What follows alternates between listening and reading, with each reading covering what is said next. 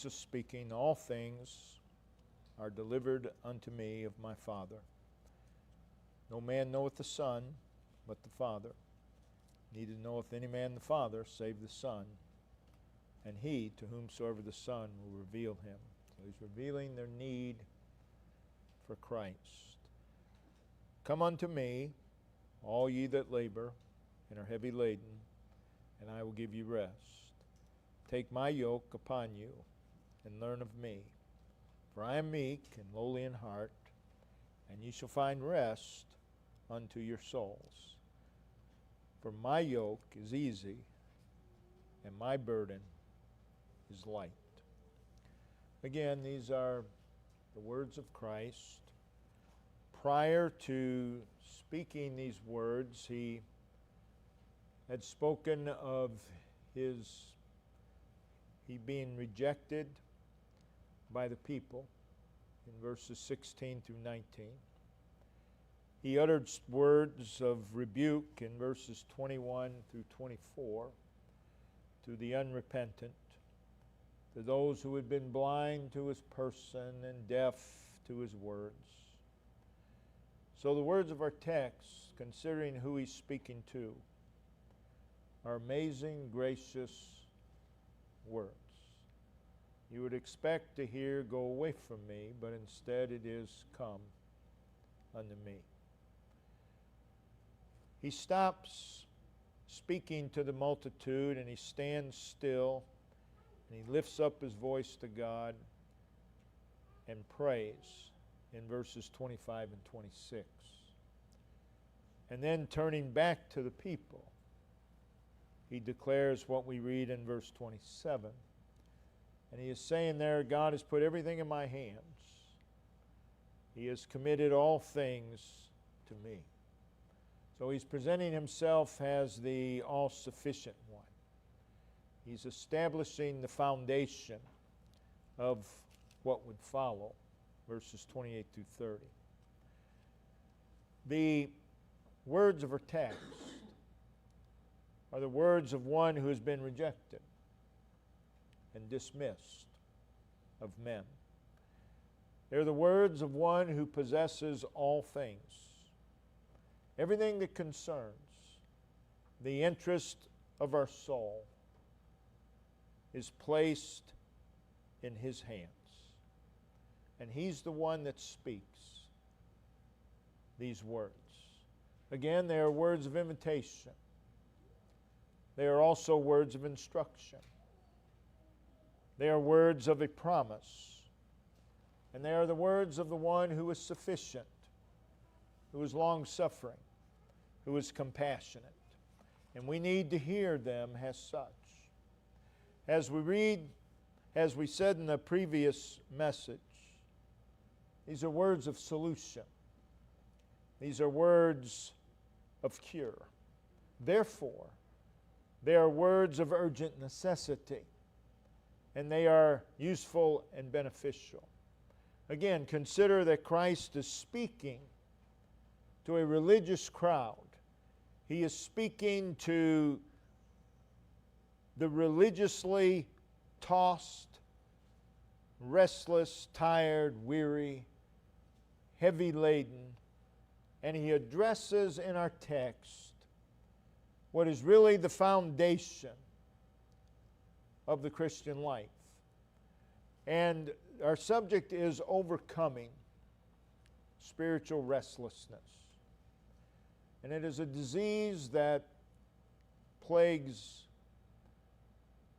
the majority of God's people. So we want to look first at spiritual restlessness and what causes it. What causes one to be spiritually restless? In verses 28 through 30, Christ gives an invitation to the people. It is an invitation to himself. And again, it is with regard to a specific need, rest. And it's twice mentioned, verse 28, verse 29. The implication there, since the need is rest, the implication is that they were restless. They were restless. So those invited to come for this rest are those who labor, those who are heavy laden. Again, the word labor speaks of activity. It's really toil, work with weariness. It is the result of working in one's own strength. Here it is a picture of struggle. It is labor that goes in endless circles and really doesn't accomplish anything. And that describes the spiritual life of many. They go in endless circles. They do the same thing over and over and over, but they get nowhere. It presents, again, a picture of struggle. And it results, this labor that goes in endless circles, results in being heavy laden. So heavy laden is the result of the labor. The word heavily laden means to be burdened, to be pressed down, to be weary. It speaks of a force in our life, a force that is very powerful and stressful and trying. It is heavy laden, conveying the idea of being overloaded, being weighted down, being encumbered, being hindered, being restricted, being limited, being slowed, heavy laden. And that describes the spiritual life of many. It is heavy laden, a picture of that which is, again, trying. It's a picture of that which is exhausting. It's draining, it's crushing, it's grueling, it's punishing. And they do this every day, over and over and over again. It reveals a labor that is ponderous. It's a labor that's hard to endure, extremely burdensome, oppressive. So what we have here is a picture of an individual that has a heavy load upon them. The weight is pressing down upon them, and they're overcome with the weight. And they do the best they can, and they continue to work, and they continue to labor, and we're speaking spiritually, but they get nowhere. They get nowhere. It just becomes more and more of weight. So really it's describing, it's reference to the unsaved sinner, but it has application to the saved as well. It describes the one who is, for the unsaved, who as a result of the convicting, working power of the Holy Spirit is feeling burdened down with the weight of sin. And that's how we all felt when we came. But again, sadly, there are many a child of God who are described by those words: labor and are heavy laden. That is, their spiritual life has become a burdensome task. And when that happens, doesn't matter when it happens, when that happens, you're doing it wrong. Spirituality, serving the Lord, should not be a burdensome task. Shouldn't be. How many children of God who have received the rest from Christ at salvation, Galatians 5 verse 1, are entangled again with the yoke of bondage. And they live lives of spiritual toil, spiritual weariness. They live life spiritually pressed down by an opposing force. They're overloaded, they're encumbered. They're greatly restricted in their spiritual life. They're limited. How many a child of God lives spiritually exhausted lives and drained? And you try to serve God in your own strength, and that's exactly what will happen. Because you can't. Can't be done. How many a child of God live life oppressed with this heavy weight? They live spiritually unfulfilling lives. That should never be so. If we're living spiritually unfulfilled life, you're living life wrong. They live spiritually empty lives. They're unsettled. They're exasperated. They're unstable. They're tempest-tossed. They're in a storm on the sea. Saved by the grace of God. That's not the life that we're called to live. And yet, so many, a child of God, who have experienced God's grace and wondrous salvation, saved by the grace of God. And our lives should not be lives of fear and confusion and agitation and fretfulness. Shouldn't be. Saved by the grace of God, our lives should not be like the troubled sea. Saved by the grace of God, our lives should not be marked by gloom and misery and drudgery. Yet, many child of God live a life of spiritual restlessness. Always restless. How many saved by the grace of God live in the restlessness of the traps and the snags of this world? They live, they're entangled. They're restless because of life's diversions and because of life's interruptions and hindrances. How many of child of God, saved by the grace of God, live life in the restlessness of self? Self-will, self-sufficiency, self-interest, self-absorption, self-satisfaction, self-seeking, self-righteousness. The result of that is heavy laden and going in endless circles. How many, a child of God, saved by the grace of God, live a life controlled by circumstances, and they're restless. Restless. Controlled by life's situations. Yes, there are circumstances in life. There are situations in life. There are problems in life. But the circumstances and the situations and the problems of life are not to control us. We're to overcome those things. And that's how a child of God is to live. And if we're controlled by these things, we're not living right. How many of God's people live life in the restlessness of depression? It's a restless state, round and round and round, getting absolutely nowhere, round and round and round in their thoughts. How many of God's people live in the restlessness of jealousy? They're stuck there. They're stuck in anger. They're stuck in malice and bitterness and unforgiveness.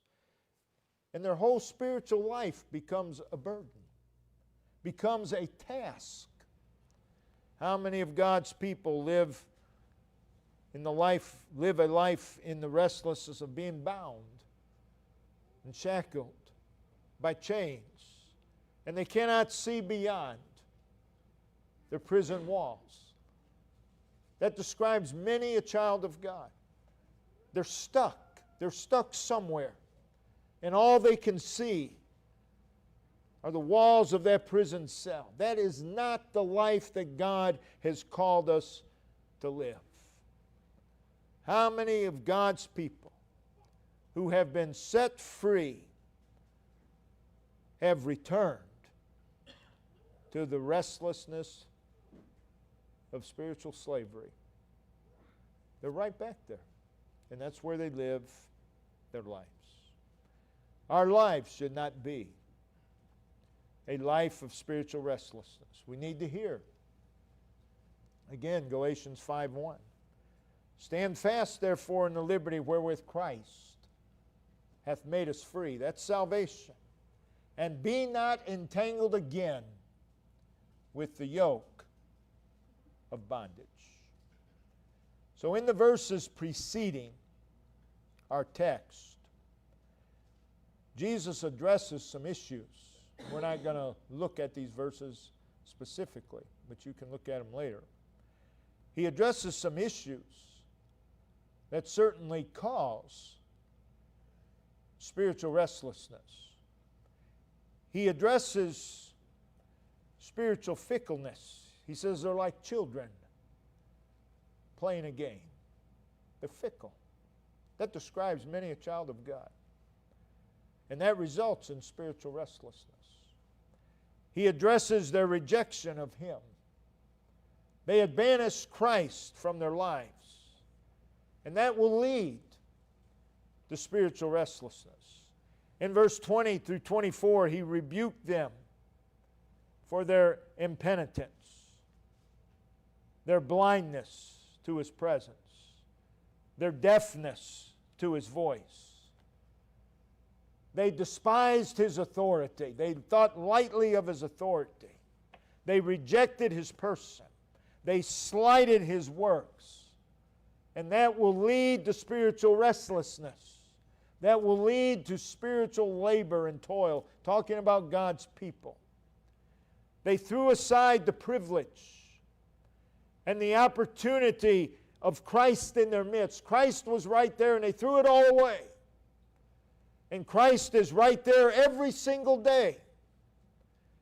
And how many times we throw aside the privilege and opportunity of Christ in our midst. And spiritual life becomes a struggle because we're trying to do it without Christ. They were unaffected. They were unchanged. They were uninfluenced by the person of Christ. And this is a characteristic of God's people today. For the most part, they're unaffected. They're unchanged. They're uninfluenced. And they go on in their spirituality. And it's just a task. And it wears them out. And they're not happy. And they're angry. And they're agitated. That's God's people. And it shouldn't be that way. He spoke in verses 21 through 24, he mentioned the ungodly and wicked places, such as Tyre and Sidon and Sodom. The implication being they were in worse shape than the very ones they looked down upon. Oh, those people are so wicked. And Jesus Christ is telling them, you're worse than they are. You're in worse shape than they are. They thought themselves more worthy than Tyre and Sidon and Sodom. So there was a pride issue. There was a self-righteous issue. In verses 25 and 26, when he's praying in the hearing of the people, he spoke of their pride. Talked about the wise and the prudent, the babes, all of these things that we've mentioned. When you're under the control of these things, life becomes burdensome. Life becomes oppressive. And you may continue on going through the motions and the formalities of serving God, but you're miserable. It's just a task. Just a task. The root reason that these people were heavy laden, we've given you many causes, but the root reason was because they were laboring under the yoke of self. They were living life for self. They were toiling and exerting themselves under the yoke of self. They were under the travail of the yoke of self. They were being dominated and controlled by the yoke of self. These are the people that always get their feelings hurt, always get offended. It doesn't matter. They're going to get their feelings hurt. It's just a matter of time.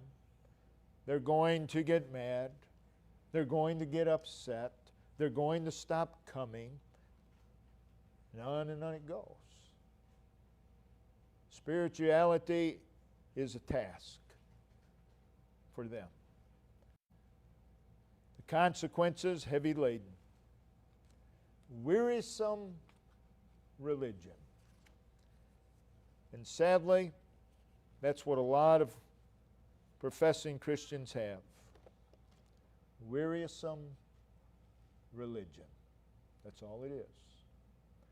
So what is Christ's prescription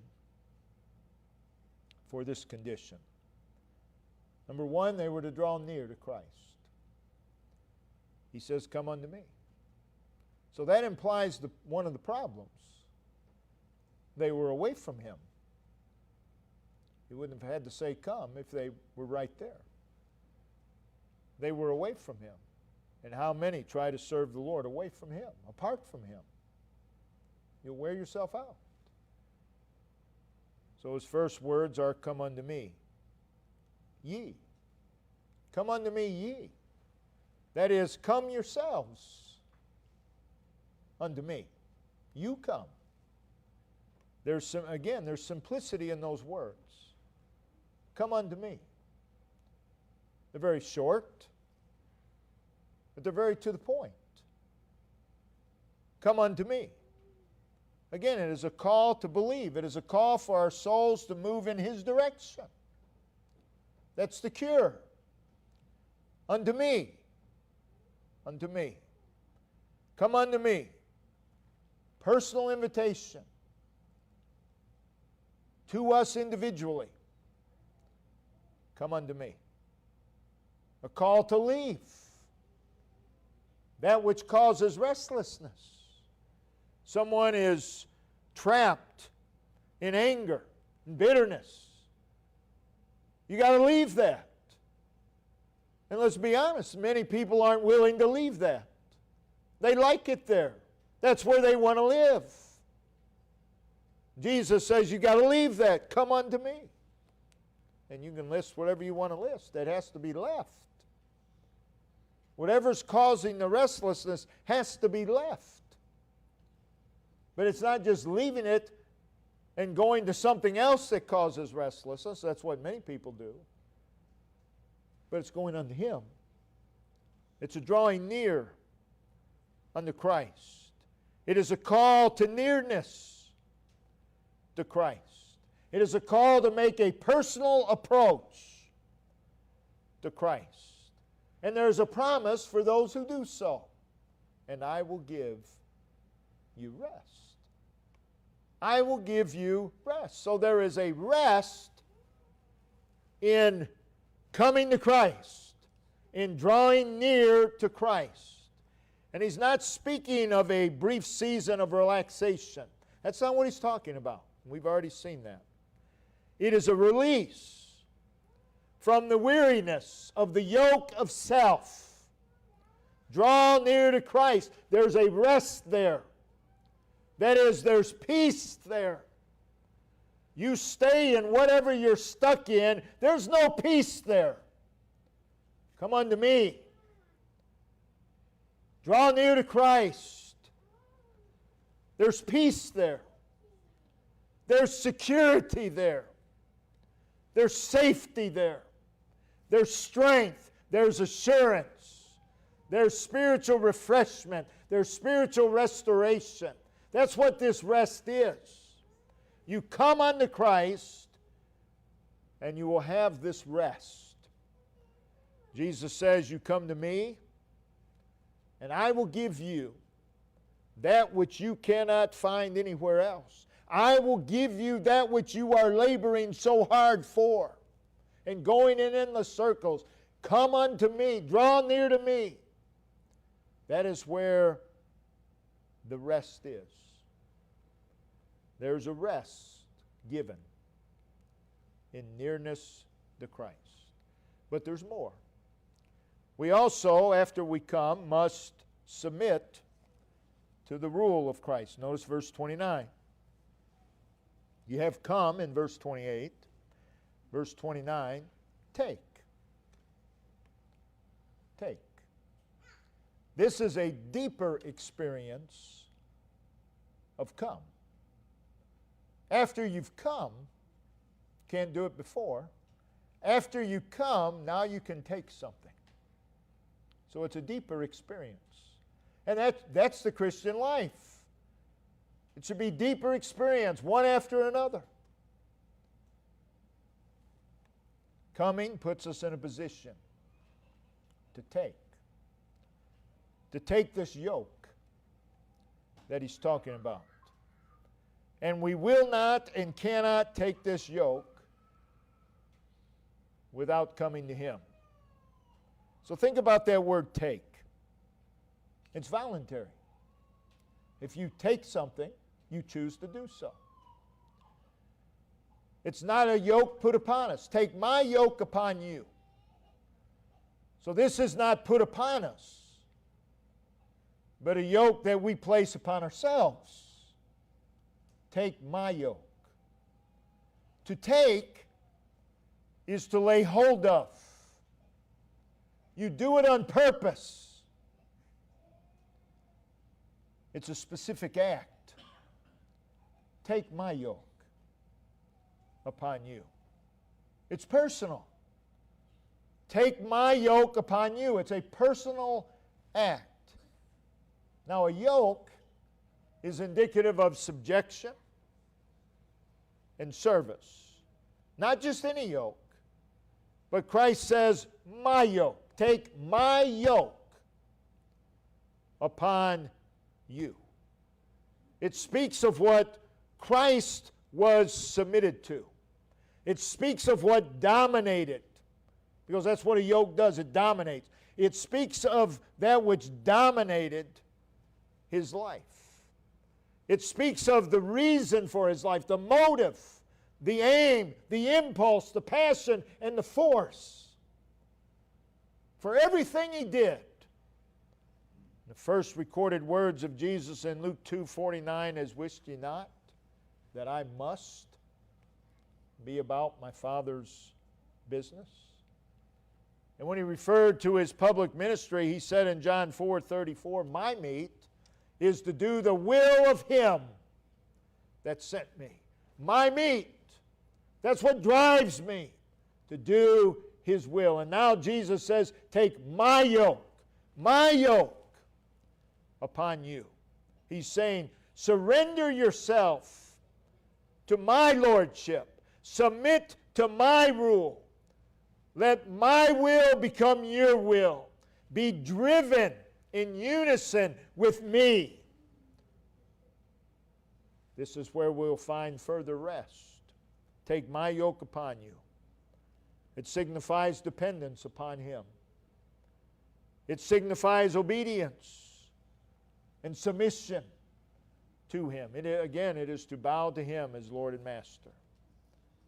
To take the yoke of Christ is to accept gladly his will as your universal rule of action. Everything you do, you have his will in mind. So it is to commit yourself to a state of voluntary servitude. My yoke. Thirdly, we're to continue following in the way of Christ. We've come to him. We've taken his yoke. And now notice, and learn of me. Verse 29. Take my yoke upon you, and in addition to, learn of me. And I believe we learn two ways here. We learn from him as our teacher, and more importantly, and it's stressed here in the text, we're to learn him. Learn of me, for I am meek and lowly in heart. We need to learn him. Not just doctrines about Him. We are to learn Him. So He is both teacher and lesson. Yoke to Christ is where we can learn Him. You don't learn Him apart from Christ. You learn Him by drawing near to Him and then being yoked to Him. And you go through the day yoked with Him. And you learn Him. And there's peace. There's rest there. So again, there's a specific order. Come, take, learn. That's the order. There's no taking of this yoke without coming to Him. Can't be done. You have to come to Him first. And there's no learning until we've taken the yoke. I've seen it. You've seen it. There are people that have been in church all their lives, make profession of faith, save people. They don't know anything. They haven't learned a thing. And you just stand there in amazement. What have you been hearing? They haven't learned anything. And here's why. It's not that they didn't hear, but they didn't come. And they didn't take the yoke. And therefore they failed to learn Him. Learn Him. People will brag, Brother Dan, I've been Baptist church all my life. Well, what's it done for you? It doesn't matter how long you've been there. What has it done? What fruit is there? Learn of me. This is more than intellectual learning of Christ. This is an effectual, transforming learning. Learn me.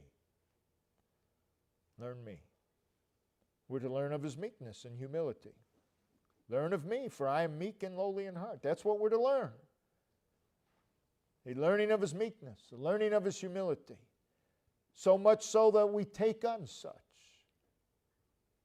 That's how we know we've learned. When we become Christ-like. And notice, and ye shall find rest for your souls. You come, you take, you learn me. And there's another rest besides the rest that you received when you came. So really, it's rest after rest, rest upon rest. That's what the Christian life should be. Regardless of the situations and circumstances of life, for the child of God, it should just be rest upon rest, rest upon rest, a rest found in the yoke of Christ. Peace, peace, assurance, all is well. Being yoked to Christ, you will not labor and be heavy laden. And the reason, verse 30, for my yoke is easy. That's what he says. My yoke is easy. What that means is, because again, you're looking at it in the context of rest, my yoke is tranquil. My yoke's not difficult. And my burden is light. It's not heavy or oppressive like the heavy laden in the opening verse. It's not encumbering. Christ's yoke is the opposite of the labor that is mentioned in verse 28. It's the opposite of it. So these people that say, oh, it's so hard to serve the Lord, you're doing it wrong. You're doing it wrong. Because Christ says, my yoke is easy. Yes, it is hard. If you're doing it in your own strength, it is hard. I don't know how I'm going to keep going. You're not going to. If you do it in your own strength, you're going to labor and be heavy laden and go in endless circles and get nowhere spiritually. And that's the life of many. It doesn't have to be that way. It shouldn't be that way. Come unto me, take, learn. My yoke is easy. My burden is light. But in and of ourselves, serving the Lord becomes a toil. It becomes a task that makes us weary. Christ's burden is the opposite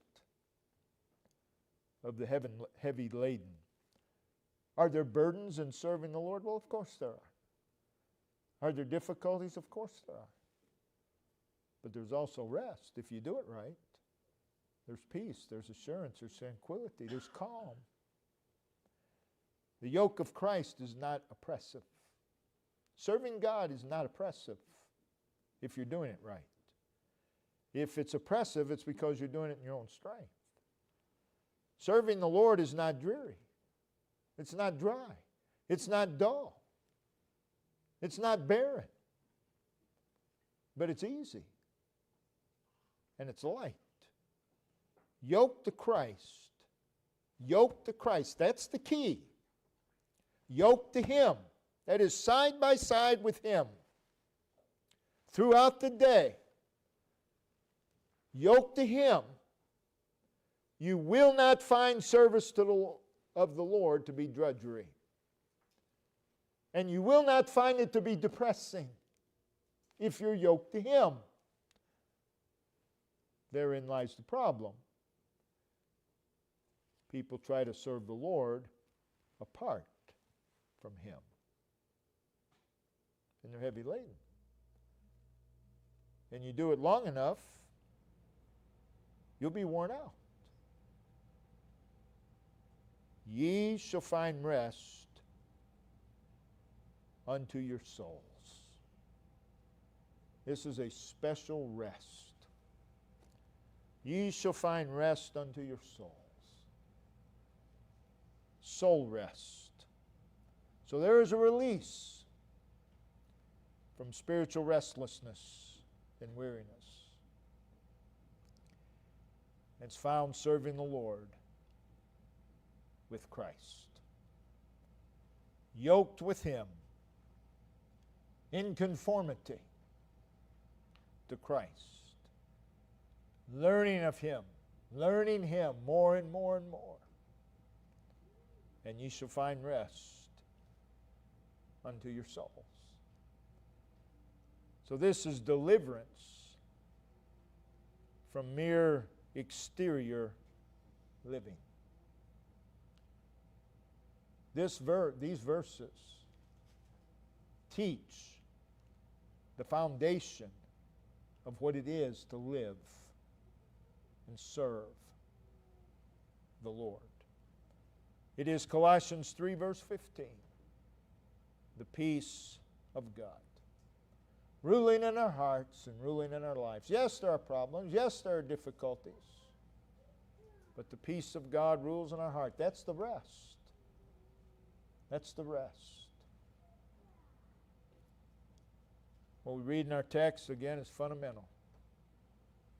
It's foundational for a life of possessing tranquility, calm, the quiet, the composure, the contentment of Christ. We are to be such a people. Well, starting today, I'm going to do that. You can't just do that. You have to come. You have to take. You have to learn. The result is more rest. More rest. So again, what we read in our text in verses 28 through 30 must be understood in the light of verse 27, which speaks of Christ's authority. If you're going to have this rest, you have to love the authority of Christ. You have to accept it. You have to want to be under it.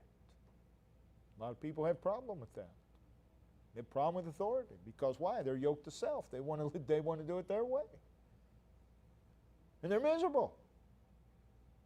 And they blame their misery on everything but what the problem is, which is themselves. Verse 27 speaks of His power, His position, His sufficiency. So everything goes back. What is said in verses 28 through 30 goes back to verse 27. Because of verse 27, we're to do these things in verses 28 through 30.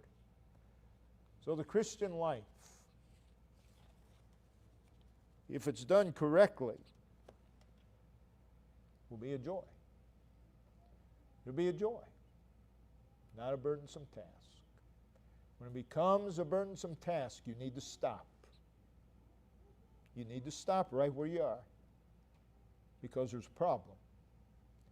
And that problem needs to be addressed. And if it isn't, it'll just turn into another problem, and another problem, and another problem. And pretty soon you're in a prison, and that's where you live. But it doesn't have to be that way. Christ is the answer. Brother Dave, if you'd come and lead us